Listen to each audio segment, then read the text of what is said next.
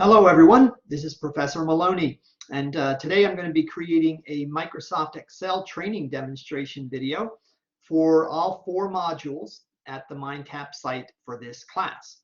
Excel, as you know, is a much more difficult subject than Word, and of course Word was a much more difficult subject than Windows 10 in this class, just because of how much work you have to do. At Word, you had to do 126 tasks. At the Excel site or the Excel portion of the class, you have to do about 133 or maybe 134 tasks. And then in Microsoft Access, it's going to go up to about 144 or 145 tasks.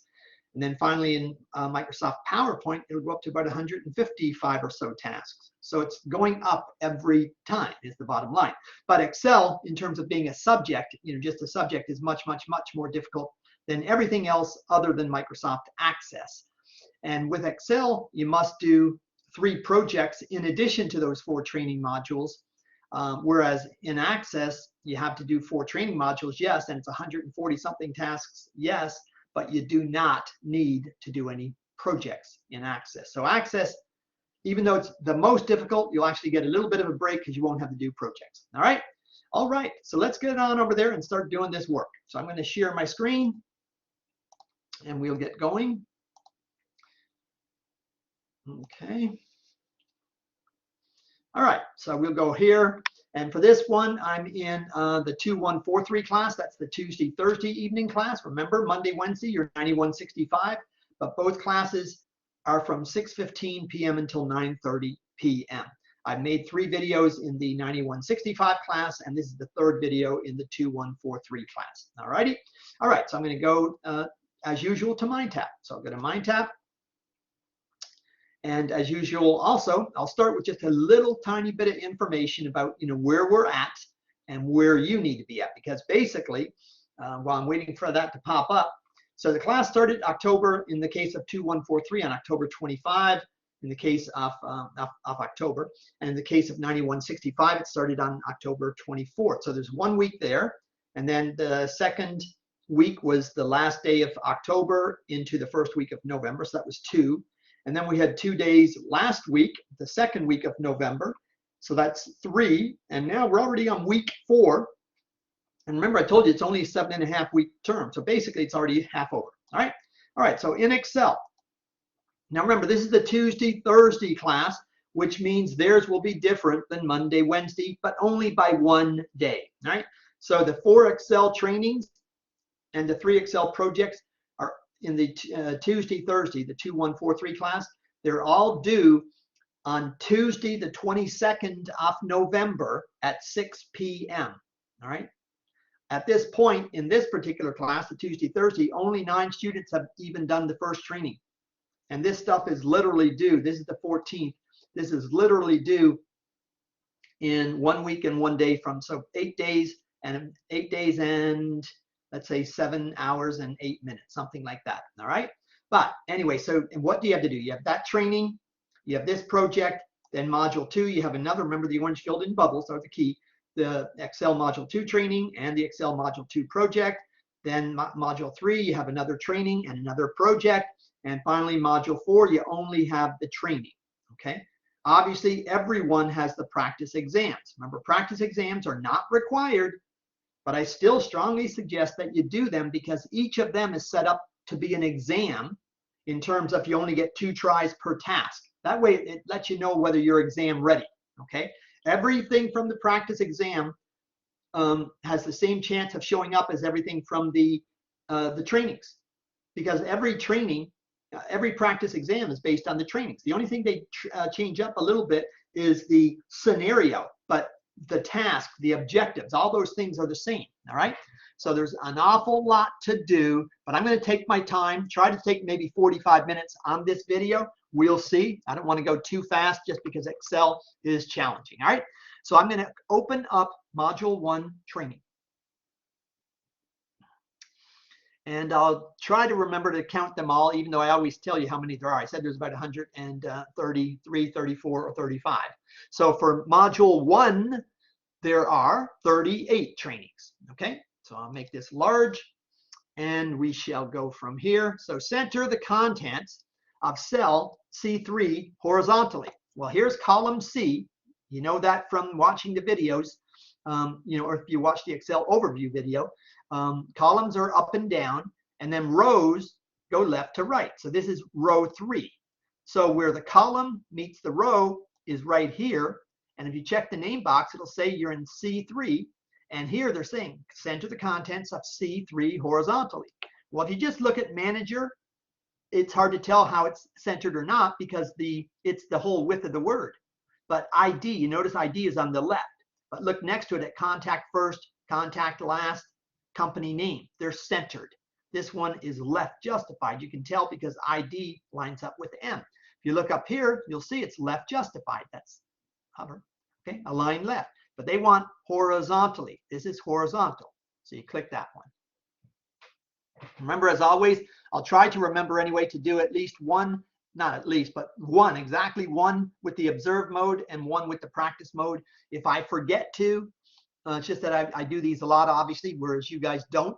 So you can remember always, if you get a little confused, try the practice first. If you still get confused, go back and try the observe. But you can do this pretty easily, all right? As long as, of course, you're doing your trainings, right? And these trainings have been available now for a week. I just haven't demonstrated one yet because I did the Excel overview video for over the course of 2 days, 30 minutes or so each day to give you the overview, all right? Okay, anyway, so hide the grid lines in the current worksheet. So all these things down here, these are all, every cell has grid lines, meaning they have little lines next to the cells.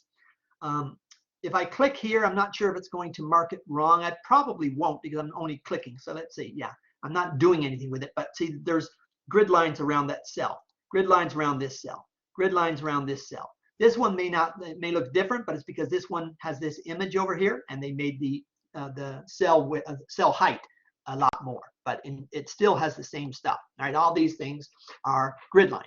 So anytime you want to hide something, it's a view option. So you click view, and there's grid lines right here, hide grid lines.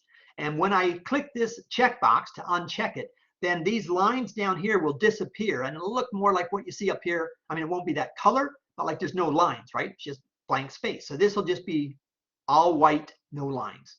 Here we go. All right, number 3, module 1.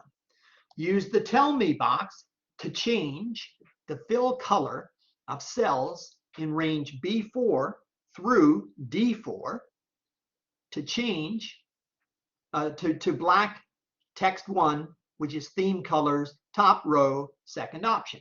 All right, so you might remember that we use the tell me box, which is up here. Tell me what you want to do. We use the tell me box in Word, and I said we would be doing it again in Excel, and we'll be doing it again with Microsoft Access, and yet again with Microsoft PowerPoint.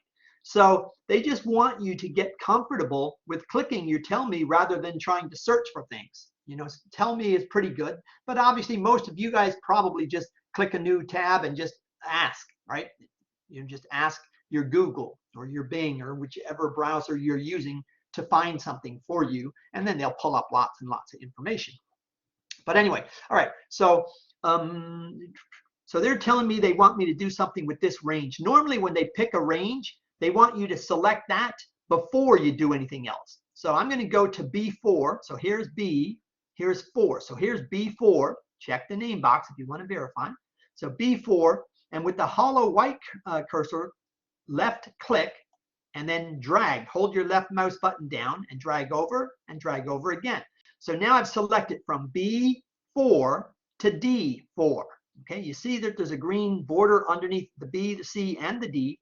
And if you're looking over here on row 4, there's a border just to the left of that white hollow plus sign, just to the left of that cursor, or to the right of it now, where the others don't have that, right? So we're in the 4th row. We're in B, C, and D, and we're going to now use tell me. So now go to the tell me, and what do we want to say? Well, then they're telling us they want us to do something with fill color. So I'm going to type fill color, okay, and then look what's next. Let's see. So they want to change this fill color to black text 1. So here's the fill color. So that one they want. So I'm going to I could just hover over. So I didn't even click this greater than. I'm hovering. And they're saying, let's see, top row, second option. So top row obviously is this one. Second option is this one. If you hover, you're going to see it's black text 1. So click it and it's done. Right. All right. Number 4 in module 1. Select cell D22. Well, whippity doo-dah. This is pretty darn tough. You know, I obviously did this in the Excel overview video. I also, by the way, talked about the name box in the Excel overview video. I talked about lots of other things in that video. So if you missed it, or if you didn't pay close enough attention, or if you were still trying to, you know, do whatever else, I suggest strongly that you view that video if you need to. If you don't need to, then fine. But it won't hurt, that's for sure. All right, so anyway, to select a cell, you just click on it. So here's column D, here's row 22. I'll come over here and I'll just point and click right here, and I'm in D22 and it says it's done. So that was number 4. Number 5. So far, pretty easy. Enter the value 77112 as text using the keyboard or the keypad. So here it's a little bit tricky, because when they ask you to enter something as text, but they're showing you it's a number, what they want to do is take away the calculating ability of Excel on this cell, because normally Excel uses numbers to do calculations and to create charts and stuff on numbers. But in this case, they want to pretend that this is text. And if you look at these cells over here in J9 through J18, they have a green pointed, what would that be? Anyway, it's like it's pointing toward the top left, in the top left of each one of these cells. And if you hover on one of those, let's see if it'll tell us here. But if it's on a real Excel spreadsheet, it'll say that this is different. It's different than what you've been doing. And you see that's nowhere else. So this is different. But the bottom line is this. When you want to type something as text, if it's a number, you precede the number with an apostrophe. Okay. So I'm going to, so first I got to go to the right cell. So J5. So here's J, here's 5. Okay. So I'm not going to type 77112 yet. First I have to type an apostrophe. The apostrophe is, there's apostrophe and double quotes just to the left of the enter button. Okay. On the keyboard. So I'm clicking the apostrophe. You might not be able to see that because it's tiny, but the apostrophe is the single quote mark, basically. All right. So that, and now I type the number 77112. And by typing this number after the apostrophe, I'm going to get that same green triangle looking thing up there. And it just basically means that I'm entering it as text. All right. So when I enter, it will take, and you might see that little triangle in the very top left corner of that cell if you look quickly. Okay. Done. All right. Enter. All right. So now that one was pretty easy. The one before was pretty easy. The first ones were actually a little harder than those. But anyway, so enter the number 491 in cell D6. So here's D. Okay. Here is 6. So D6, verifying the name box if you want to. You're in D6. Enter the number. Well, to enter a number, you just enter the number. So it is a number. So 491, you don't precede it with an apostrophe because that would mean it's text, not a number. So I'll enter 491 in D6. All right. So let's see here. Number 7. So the second last one for module 1.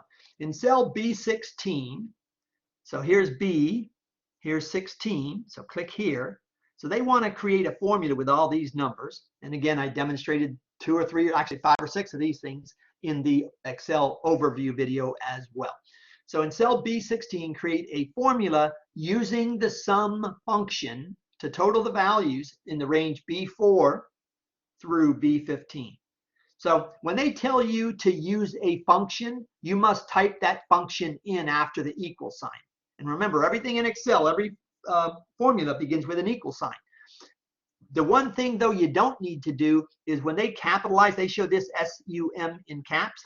This is the one thing in Excel you do not need to capitalize. Well, there's actually a couple other things. You don't need to capitalize the column letters either. Okay, So I'll purposefully type this in lowercase just to show you that it won't hurt it. All right. So I'm clicking in B16. I start with equal. You always start with the equal sign. And then because they're saying a function, if they mention the word function, you have to type in the function they list, and it'll always be listed in caps. But I'll list it in small. Equal sum, and then open parentheses. Because again, when you use a formula, okay, that is using a function after the name of the function, then you must have a left open parenthesis. Okay, so far I've done equal sum, open parenthesis, and now I do the formula. So I can click in B4 and hold my left mouse button down and drag to B15 and then close the parenthesis that's open with a right parenthesis to close it. Or I can just type B4. So I can say B4, and notice I'm doing that in small as well, colon. You always do a colon if you're going from one cell to another, any range, whether it's 1 or 22 or any other number. All right. So there, and they're saying B15, and you have to, because you see that after equal sum, there's an open parenthesis. So now I need to close that open parenthesis with a close parenthesis. So that, enter. All right. Now, the last one for the first module's training. Remember, you guys have 38 to do. I'm only going to always demo 8 or so in each one. All right. Use the fill handle to copy the formula in cell B7 to cells C7 and D7. Well, I demonstrated this for you as well in the overview, the Excel overview video. But basically, first we're going to go, we're going to go to B7 because they want to copy that formula. So first, B and 7. So you click in B7. When you click there, verify. Here's the name box. Yeah. You're in B7. Yeah. Okay. All right. So that. Now I want to copy the formula. Well, remember the fill handle. I talked extensively about the fill handle in my overview video as well, my Excel overview video. So if you hover right on top of that little green square in the bottom right portion of this cell, this is a cell, right? That little green square is in the very bottom right corner, just above that the thin black plus sign. You have to get on top of the fill handle. So you get right on top of it like that. Then you click and hold your left mouse button, and then you drag to C7 and drag again to D7. So you hold your mouse button down until you get to D7, and then when you release, Excel copies the formula, but adjusted it for the other two columns, all right? And again, check out my Excel overview video if you need to. All right, copy the formula in cell B7 into cell C7. So B7 has a formula, and they're saying copy it into into C7. So same thing, we should be able, wait, actually, sorry about that. This is number 9, so I don't want to go too far, but you should be able to just take your fill handle and drag over, okay? That's all. If they don't like that, you can right-click copy and then right-click paste in C7. But remember, I said I'd do 8. All right, so that's so I've finished module 1 training. So now click this one. Okay, and say whatever. Now get out of that. And I want to go into the second now. So let's see. Close that one. Go down to module 2 training. So remember there were, shoot, I already forget how many tasks. I want to say it was 43. May have been 33 though. I think it was 33. I don't even know. Anyway, so I don't remember, but I promise you there's 130 something overall. So this one is 23. So assuming it was 33, that'd be 56. Assuming it was 43, that would now be 66. And it's only 2 trainings. So anyway, all right. Wrap the text in cell A6 so that all the text is visible in the cell. So here's column A, here is 6, so you click on it. You see up here in the formula bar, it says Anderson Wireless Communications. Down here in the cell, see, we're in A6, we can only see Anderson Wireless CO and what looks like an N, but obviously because you see up here it's an M, so only half of the M, and then the other M, UNICATIONS, is not shown, right? So they're saying wrap it so all the text is visible in the cell. You know, if you came to class and you listened to my overview video that I played in class last week, excuse me. Oh, shoot. So you click here on this one, A6, and then you go up this wrap text. So here's wrap text. You just click it. And now it'll all be in that cell where you can see it, okay? All right, number 2 on module 2 in Excel. Use flash fill. Flash fill is yet another cool thing that Excel has, right? I showed you how to do make the next month appear as long as you type the current month correctly. I also showed you the same with days of the week. If I type Tuesday in a particular cell and then I click in that cell in the bottom right corner of the cell handle and I drag down, it'll also move it to Wednesday, right? So I showed you that stuff, and I showed you how to use the fill handle for formulas. And we've done some of those in this training as well, but I also did it in the overview video. So flash fill, though, means basically they want me to type an email address in E4. So right here, I'm going to be typing an email. And the email is going to be curtis.g@rockland.com. Okay. So if you look, though, to the left of this cell, I'm in E4, which is where they want me.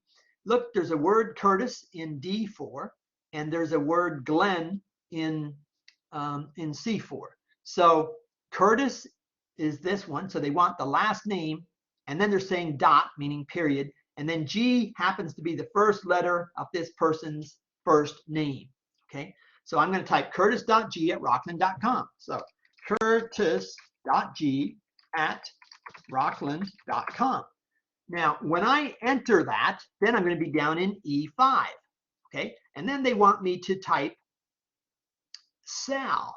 Well, look at Sal. It's part of the last name. Here, Curtis was the last name, right? So when I type Sal, this is going to pop up, and the first letter of his first name is also going to pop up, and @rockland.com is going to pop up. So built into Excel, when you use a particular email address, if you then copy that with the fill handle, or you just enter another one down below, and normally you just do it that way. Actually, yeah, you could do it that way. So I'm going to enter. They said after typing that and that. So I'm going to, actually, I'll just click right here. Oops. Okay, so I had to actually enter. So go back up here to Sal, Curtis. So Curtis.g. Oh, sorry, and I want to do it the way they tell us to. So Curtis.g@rockland.com, and then enter. So now it puts it as an email address, and now it moved me to E5, where the person's name is Salazar Allison. And they want me to type S-A-L. So here I'm going to just type S-A-L. Well, I didn't even have to type S-A-L. And it already pulled up, look at that, all of those emails. So this is called flash fill. So enter that, and it's done. A lot of powerful things in Excel. All right, next one. So enter a formula using arithmetic operators and parentheses in cell B14 that adds the monthly expenses in cells B9, B10, and B11, and then multiplies that result by 12. So let's go to B14 first. So B14 right here. So they want me to not use, see, they're not saying the word function. So they don't have any capitalized word of a function. When they say a formula using arithmetic operators and parentheses, it means you just type it out. So you always still start with equal sign. So it's equal, okay? And they want to add the monthly expenses in B9, B10, and B11, and then multiplies that result by 12. This is where Excel gets very hard. If you understand the order of operations in math, okay, from high school algebra, or perhaps even lower than that, then this is pretty easy. But if you don't, then you need to just pay close attention to what I'm just going to tell you here. So they're saying adds these expenses in cells B9 and B10 and B11. So we got to first add these three up because we want to get a total of that and then multiply that total by 12. Okay, that's what they want. So here I'm going to do it this way. So that means equal. It tells me they want to open parentheses because for you to add up B9 plus B10 plus B11 and then multiply that result by 12, because with the order of operations, multiplication is number one. I mean, out of this one, multiplication is the first. So what it would do is it would, if you just did B9, B10, and B11, B11 would automatically multiply times 12 because B11 is closest to 12. So it would multiply that. And that's not what we want. We have to be paying attention. So it's open parentheses. And now what I'm going to do is say B9 through B11. So I'm just going to click B9 and drag down to B11. And see, it says B9 colon B11. That means B9 through B11. Then I'm going to close the parentheses. So because I'm now within parentheses, these things in here will be done first. And even though I didn't type plus, you know, the plus signs, B9 through B11 means add them up. You just add those numbers up. And then I have to multiply, though, that result by 12. So multiplication in Excel is an asterisk. So asterisk, and then the number 12, and then you enter. Oh, what the heck happened? Enter parentheses using arithmetic operators and parentheses in B14. B14. Let me. Oh, you know what? So they may, all right, because I did it with the colon, they probably want me to add it. So here I'll do it again. Sorry about that. Sometimes they want you to do things a slower way. So B9 plus B10 plus B11 close. So first you do an open parenthesis after the equal, then B9 plus B10 plus B11, then close the parentheses. That means do these things first, and then an asterisk for multiplication, and then the number 12 and enter. Okay, and that's what they want done. All right. I may be going a little bit slower than I wanted to. Actually, I did say I want this done in about 45 minutes, so hopefully I will. Anyway, in cell B19, so here's B, let's go to 19, way down there. All right, create a formula.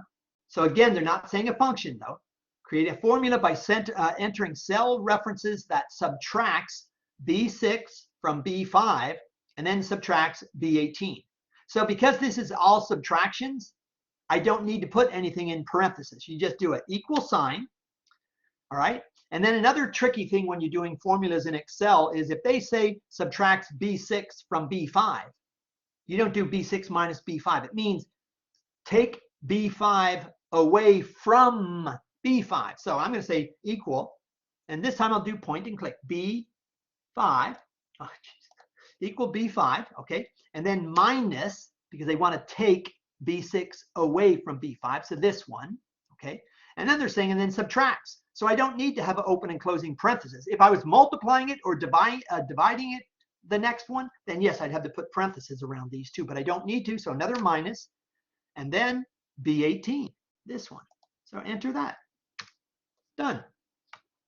All right. Number 5. In cell D19, here's D, here's 19.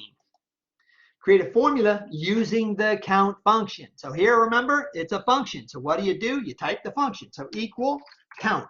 I said you don't need to type it, though, in all uppercase. It'll do that for you. But when you type the name of the function, you must do an open parenthesis. Every time. If it's a function, you must have an open parenthesis. And that brings up what's called then the argument list. Okay? All right, so count. To count the numbers, the number of values in the range D5 through D18. So basically, if I click D5 and drag to D18, or alternatively, you could have typed equal count, open parenthesis, D5 colon D18, then you close the parenthesis, okay? And that will then, rather than add these numbers up, it's going to count how many numbers there are. So there's 1, 2, 3, 4, 5, 6, 7, 8, 9, 10, 11, 12, 13, and 14. Okay, so enter that, and the answer is 14. Okay, number 6. In cell F19, so again, F19. So we come down here, make sure in the name box you're in the right spot, F19. All right, so this is actually the same function, count, but count A. When it's count A, it's again counting, but it excludes cells that don't have anything in them. So in other words, in this one, cell F9 has no value. Cell F15 has no value. Cell F17 has no value. So if this was 14 like in the other one, now it'll be 11 because this is blank, so it doesn't count. This is blank, it doesn't count. And this is blank, it doesn't count. So I'm going to say here, equal count A, open parenthesis. And this time, instead of point and click and drag, I'll just type it the way I said you can also do. So F5, colon. And like I said with the functions, you also do not have to capitalize cell addresses. F5 in like a small f is the same as a big F. It'll fix it for us. F5 through F18. F18, close parenthesis. Okay. And this one, though, assuming again that was the same number as before, 14, it'll be 3 less because 3 don't have anything, so it should be 11. And it's 11. All right, all right. Number 7, second last one for module 2. All right, so where am I at now? For range B4 through B15, so B4 through B15, create a new conditional formatting rule that formats the top 5 values in the range with a blue accent 5 cell background color, 9th column, 1st row in the background color palette. All right, so basically first do the range. So B4 is here through B15. So you select the range first, okay? That's the range, B4 through B15. Now they want me to create a conditional formatting rule. Well, here's conditional formatting. It's on the Home tab right here. So you click conditional formatting. And what do they want? They say formats the top 5 values. So not highlight, not, oh, top. Yeah, they want top. Okay, so this one is what they want. Formats the top 5. Yes, so top, bottom, but we want top. But we don't want top 10. We want top 5. So not that one, not top 10%, not bottom, not above, not below. So it's not where we want. It's closest to this one, but there's more rules. So click more rules. And now, so top 5. So here we see top and we see 10. Make the 10 a 5. Okay, so top 5. And we don't want percent. We want the values, meaning the actual numbers. So which of these are the top 5 numbers? Well, let's see. 27 is, 36 is, 32, 30, then 27, and then maybe 26, 50 maybe. But either way, it doesn't matter. I mean, as long as you do it. So top 5, but that's not all. Because then they say, look, that formats. So we've done the top 5. Now we got to click format. Okay, move this over. Blue accent 5 cell background color. A back color is a fill, not a font, not a border. So click fill. Okay, and now they're saying 9th column, 1st row. So it's up here, 9th column. So 1, 2, 3, 4, 5, 6, 7, 8, 9. Hover, make sure it says blue accent 5. It does. So it's that one. And then you say OK. All right. Oh, OK again. All right. So that is, now we're on the last one for module 2. I got to pick it up a little, though I think I'm going a bit too slow. All right. Apply the Berlin theme, row 4, column 2 to the current workbook. Berlin theme to the current workbook. All right, so this is a workbook, and themes are going to be probably page layout. Let's go in here. Yeah, here's themes. So row 4, column 2. So row 4. So row 1, row 2, row 3, row 4 is right here. Okay, and then column 2 is right here. Berlin. Click it. Done. All right, so that is the first 2 modules now. So get out of there, get out of there, go back now to module, go to module 3, oops, module 3, training. All right, start again. So I said we were either at 53 or 63 because I forgot the numbers. Or did I say 56 or 66? I don't know. Anyway, there's 44 here. So I'm going to assume it was, let's just say if it was 66, then it's now going to be 110. If it was 56, it would be 100. So it's somewhere around there, 100 or 110. All right. Oops, let's make it big. But there's 44 anyway in module 3. So rotate the contents up the cells in the range A3 through D3. All right. So here's A and here's D, and they want row 3. So here is 3. So click here, and with the white hollow plus sign showing that way, keep your left mouse button depressed and drag over to D. So A3 to D3 is done, and they want it to be 45 degrees. Again, I showed this in the overview video for Excel. So I want to go ahead now and make this thing, this AB. This one up here is just talking about orientation. So click the down arrow. Okay. Officially, this one should do it. Okay. So I'll test to see if it does. It is right, by the way, but sometimes they don't let you do it. So it's still selected. So now I'll go back into here again. And then I'll just say format cell alignment then. That's what they want me to do to show you the choices.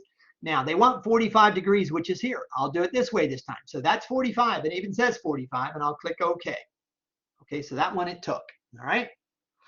All right. Number 2 in module 3. Align the contents of cell B4 vertically. So here's B, here's 4. Okay. So align the contents vertically using the bottom align. Well, so the bottom align means to make this top text here, the company name is at top, they want it down here in the bottom. Like if you look over here at email address, see that's in the bottom. Phone, that's in the bottom. Street, that's in the bottom. Okay. Client ID, we can't tell because it's big, writing for the cell. Company name, those up high. So we just come up here. This is the alignment. So that's a top align. This is the middle align. And this is the bottom or lower align. Right, that one. Done. All right. Number 3.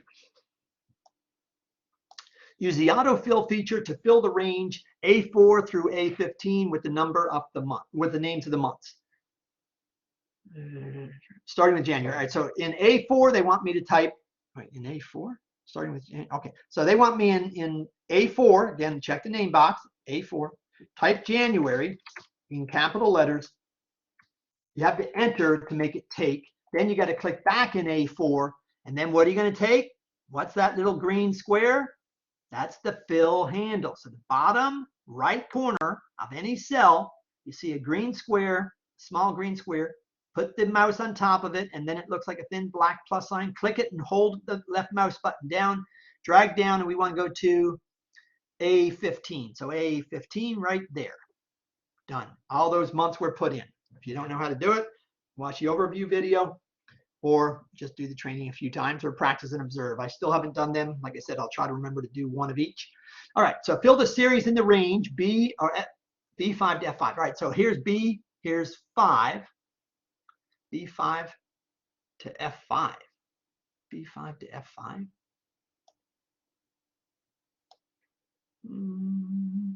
All right, B5 to F5. I'm not sure if I have to do it that way or if I just click on B5 and then do it. But because they gave me the range, I always select the range.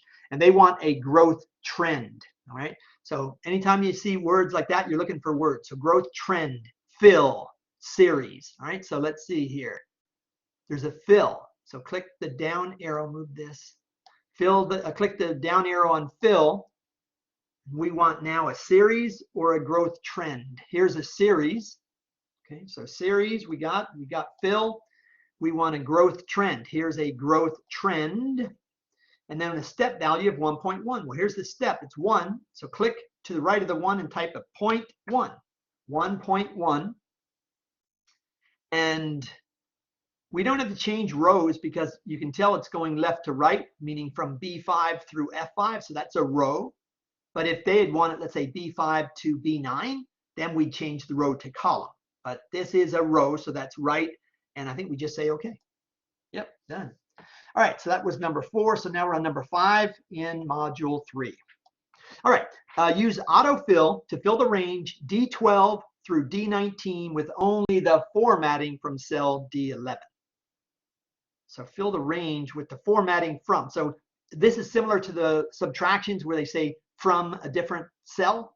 So in this case, I got to go here first, I think. So D11 is what I want to take. Okay. Oh, sorry. Yeah, from that one, but they want me to fill the range D12 to D19. So take the fill handle, and we're going to fill this range with only the formatting. But when you copy a fill handle, like you use a fill handle here on one number, I demonstrated this in the overview video as well. What will happen is only that one number is going to populate. But then there's going to be an options box, and then we're going to say we only want the formatting. I'll show you that in a second. So right on top of the little green square, the bottom right corner of the cell. So click, and you see it's always going to be 57.5. We don't want that, but we do it anyway because they're telling us to do this. Okay. Now, when we click this options box here, now we want only the formatting only. So when I click this, these numbers will change to their numbers the way they were before, but the formatting will be like this and this. Okay, so fill formatting only. And now it's like that. All right. Number 6. I really need to move now. Sorry, because I was going a bit too slow. So indent the contents of A11 through A19 by a single indentation level. So A11 to A19. So you see these things here are all left aligned. But look up above. Cost is left aligned. Revenue is left aligned. But like these two under cost are indented. So they want these indented. So to move it over one, we go up here to the top of our ribbon and we're looking for the indentations. All right. So this is indentations here. This is decrease, but we can't decrease it. It's already the most decreased it can be. We want to increase it so that these words move over probably like these. All right. So I'm going to click this one, which is decreased decimal. When I do, pay attention down here to see if it goes in. Oh, not right. What the heck would I just do? Decrease. Indent the contents of A11. Decrease decimal. It's not that. Oh, wait. I'm on decimal. Silly me. Okay, it's not that. What is here? Increase indent. Well, I don't even know where I was. But anyway, it should be this one. Yeah, I don't know. Anyway, so it's that one. All right. Sorry, I can't click it again, but you can obviously look at that again. And again, practice, observe. I'll probably wait till the end of number 4, just the last 2 maybe to do that, unless I need to use it for something else. I mean, meaning to practice or observe. All right, move the contents of F11 to A17. Well, this is pretty darn easy. Even though this is module 3 and the second last task that I'm doing in module 3, all we're doing is moving the contents of F11. So here's F, here's 11. So right here, you can tell you're in 11 because you see a green border to the right of the 11. And you see under column F, under the F, you see a green border. So I want to cut that now because they're saying move it. So here, I'm going to do the old Control X. If I can right click and do it. Right click and cut. Nope, can't do it that way either. F11, move. All right, so I guess I'll come up here and I'll do the cut. What's going on? I don't know what the heck's going on. Move the contents of F11. Am I not in F11? That's F12. That's F. Oh, this is F11. I think I was up here. I was in 10. All right, this one, I think. That one, sorry. So again, I'll do it with my Control X. And now it's letting me cut it. But you can do it from the scissors if you prefer, or the right click cut. So, but be careful. See, I was in this one here, which was row 10. I thought I said that the green border was, I don't know what I said now. But either way, I cut it, and they want me to move it to A. Here's A17. So right there, and then I'll do Control V like Victor, and there it's done. All right. All right. I got to move it. The last one for module 3. Copy the values and number formatting, but not the underlying formulas of cells G15 to I15 into B9 to D9. Whoa. So this one is similar to the one I did a few ago, where it was just doing the formula, fill formatting only. But this one, anyway, let me just do it as we go. All right, so first, so they want G15 to I15. So here is G, let me move this over this way. So G15, 15, make sure I'm in it. All right, that's G15 to I. So I'll use the hollow white plus sign and hold the mouse button down to select those. So I selected those 3. So copy the values in number formatting. So I'll just copy it. So Control C like copy, Control C. All right, so I copied it. Now into range B9 to D9. So here's B, here's 9. All right, so the cells with nothing. So move to here. Okay, remember I still have this copy over here, the G15 to I15. All right, so this. And now I'll paste it from the options up here. So paste, and they want, so copy values and number formatting. Values and number. Oh wait, paste value, I think. Probably. Values and number. But not the underlying formulas. I think this is the one I want. Values and source. Formatting.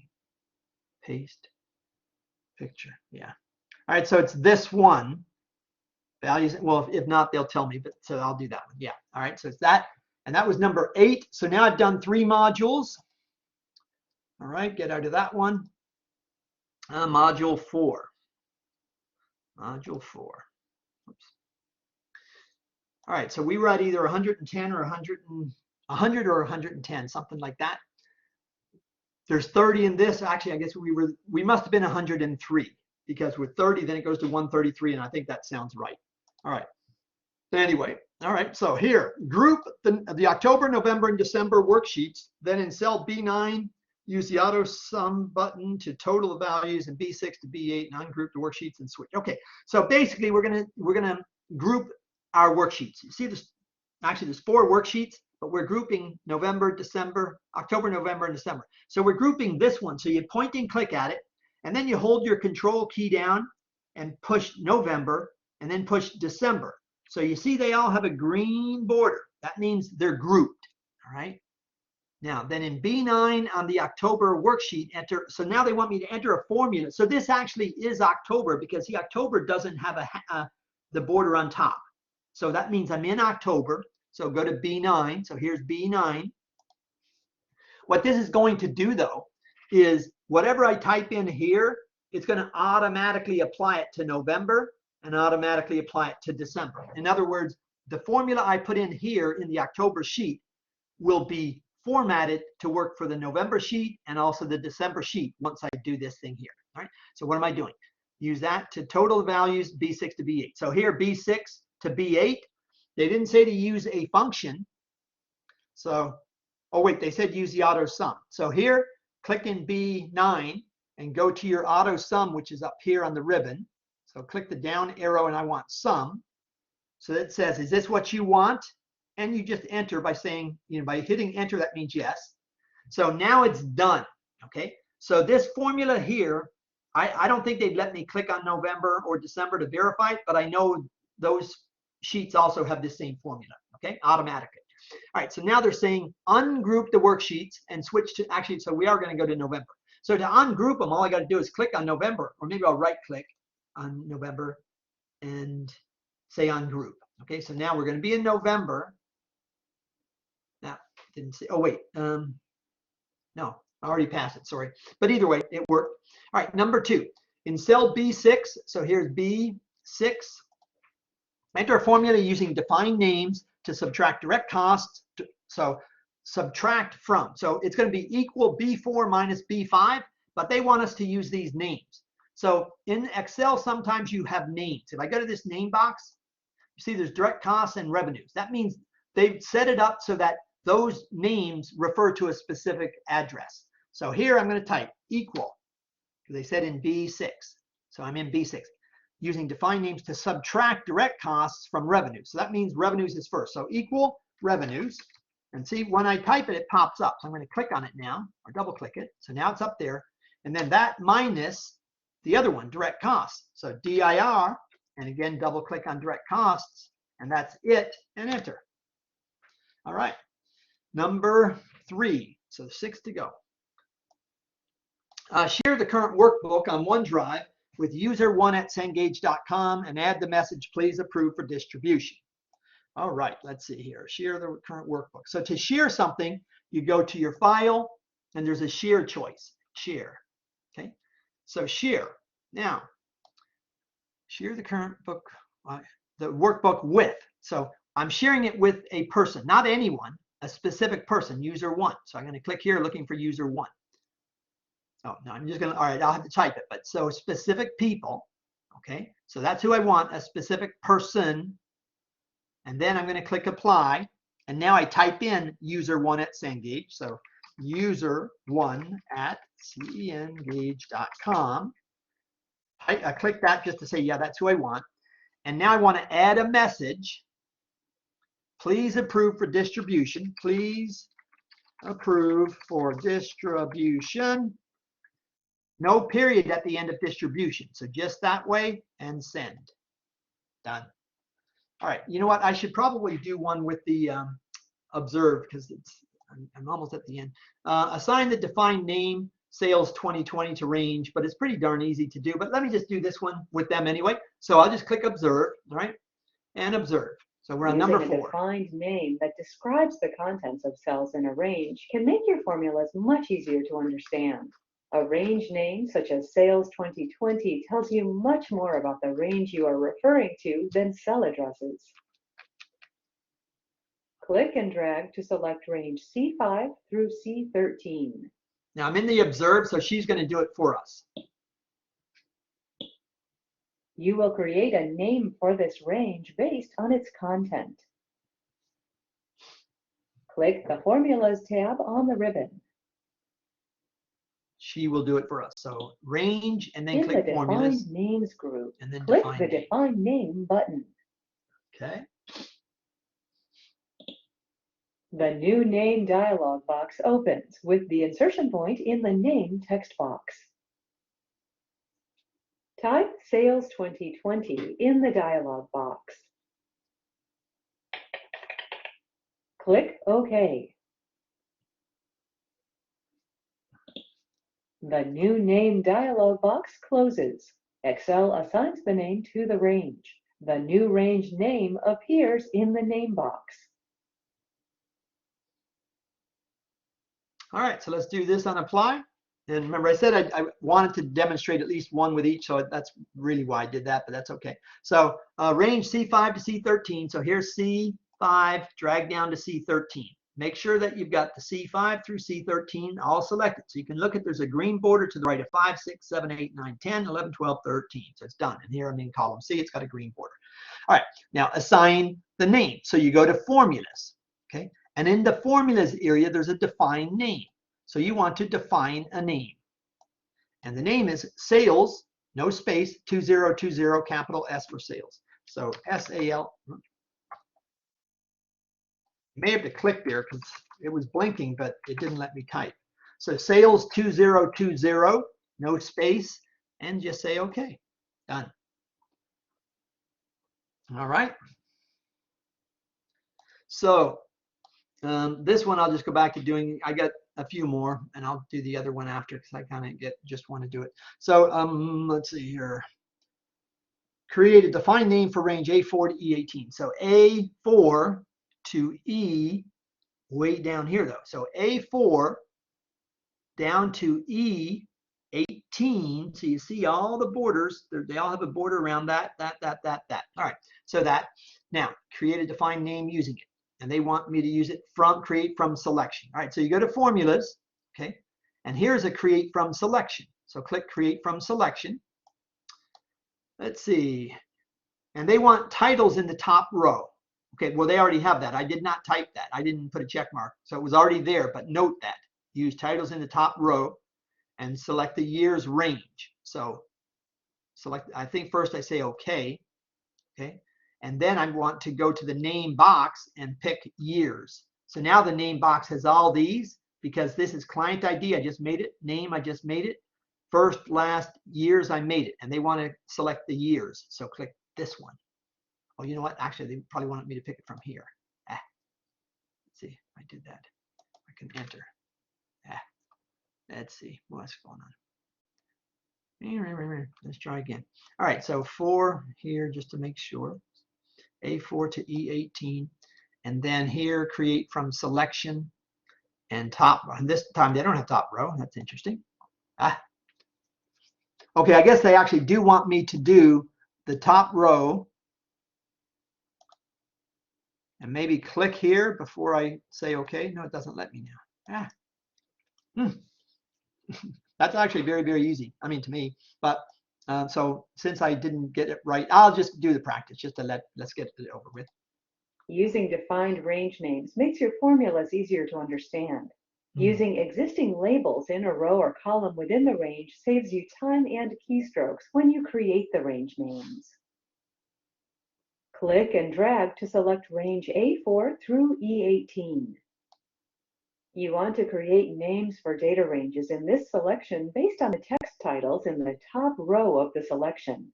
Client ID, name, first, last, and years. So we're creating 5 names. In the Defined Names group, the Create Names from Selection dialog box opens. By default, the top row checkbox is selected. Yeah, by meaning that default. Excel will use the text titles This is in exactly the what I top did, by the row way. of the selection as range names. You will accept this setting. The dialog box closes, and Excel assigns the names to the appropriate data ranges in the selection. And this is To where I went. confirm that the ranges have been named using the labels in the top row, you'll type a range name in the name box. To the left of the formula bar, click the name box. Type years in the name Okay, box they wanted and me. press Okay, enter. they wanted me to do it that way instead of just Excel drop highlights down the here. data Okay. range assigned to the range name years. All right. So A4, let's pull it up again. A4 through E18. So A4 to E18, E18. Okay. Then we want to go to formulas. We're going to create that formula, but we're actually going to create 5. It'll create a name for this one, for this one, for this one, this one, and this one. And these top row values are going to be the names. So we'll have a client ID, name, first, last, and years in the drop-down box when I do that. So I did that. So create from selection. And I want to pick the top. So I say OK. And now I have to select years. I want to show you the down box again to show them to you. I hope it'll let me do it and then type years after that. I want you to see it. You see they're there, okay? But rather than click it down there, that's the way I did it the first time and it didn't let me do it. So now I'll just type years, and enter. Okay, done. All right, but that one took a few minutes because it did whatever. Anyway, save the current workbook as an Excel workbook with project sales with a space between project and sales as a new file name and store the new file in the documents folder. All right, so file, save as. So we want this to be in the documents folder. So we're in the documents folder, but I'm going to do it this way anyway, just make sure. There, documents, there, okay. And type it as project sales, capital P in project, space, capital S in sales, and it's in documents, so say save. Done. 2 to go. Number 7. In B9, create a formula. B9, create a formula using the PMT function. All right, so payment function I demonstrated in the, I think I demonstrated in my overview video. If not, I'm going to do it here. So they want me to do it with a negative sign. So the way I would do it is this, equal minus PMT open, and then they would want, so from B4 through B8, so here's B4. B4 though is the rate, so they would want me to take this one, and then after that, I'm at now put a comma, and it'll then move over to the next one. So now it's N per, which is number of periods, that's this one, okay, 48, do a comma, and now PV, which stands for present value, is in bold. And this one is present value, which is this one. I started it with an equal minus because they said enter the formula with a negative sign to return a positive value, because a minus up a minus is a positive. Some of you know that. Enter that and enter. Okay, so that's that. But you can also do it this way, because this, normally I do those kind of things myself rather than use their formulas. But so go back to 7 just one more time to show it the way you'd probably do it here. So you go into your, so B, let's see again, B9. So B9, and then formulas. And you want a financial, because you want payment function. PMT is payment. So this one, and then see, they'll show you what I just manually typed. They give you the choices this way, where you just click. So they're saying first, what's the rate? Well, they said it's B4 through B8. So here's B4, here's B8. So you're looking for one that says rate. Well, there's one here that says monthly interest rate. So I would say it's that one. So click that one. All right. Then you come, excuse me. Then you come down to N per. And again, B4 through B8, but they're saying it's the total number of payments. Well, this is the total number of payments for sure. So that's B8. Then you come to payment, present value. Present value is for sure this big number, so you click on that. So that's B4. And all of them are within B4 to B8. And then they're saying to type it with a minus sign to return a positive value. You see over here, the way they do it, it shows the minus sign. So what we want to do is make this, let's see, one is maybe the present value. I'm not sure yet, because I don't do it their way. but I'll put a minus there. And yeah, see, a minus of a minus turns that to a positive, so that's what they want. So doing it their way, that you would do it this way. Okay, good. All right, last one. I want to end this. It's been, I know, over 50 minutes. So, all right, so now in C9. So here's C and here's 9. Yeah. I'll do their way again, I guess. So create a formula using the future value function. All right, so same thing. Go to C9, go into your formulas, go into financial, and now you want future value. FV is future value. And they're saying again, so these are C6 through C8. So here's C6, C8. So there's only 3 choices this time. All right, the rate is going to be this one for sure. So that's the rate, okay? And then the number of periods is this one, number of periods. So that's number C7. And then the payment, this is the amount you're saving each month, so you're contributing. I guess this is a big company. Not many people can contribute $20,000 a month to their future value plan. But anyway, so click that and then enter. Done. All right, so I'm all done with those 32 tasks. I hope you learned something. I'm going to get out of there. I'm going to get out of there. I'm going to go over here. I'm going to stop the recording. Have a great day. I'll see you in class on Monday, the 14th for my Monday, Wednesday class, and Tuesday, the 15th for my Tuesday, Thursday class. Have a great day.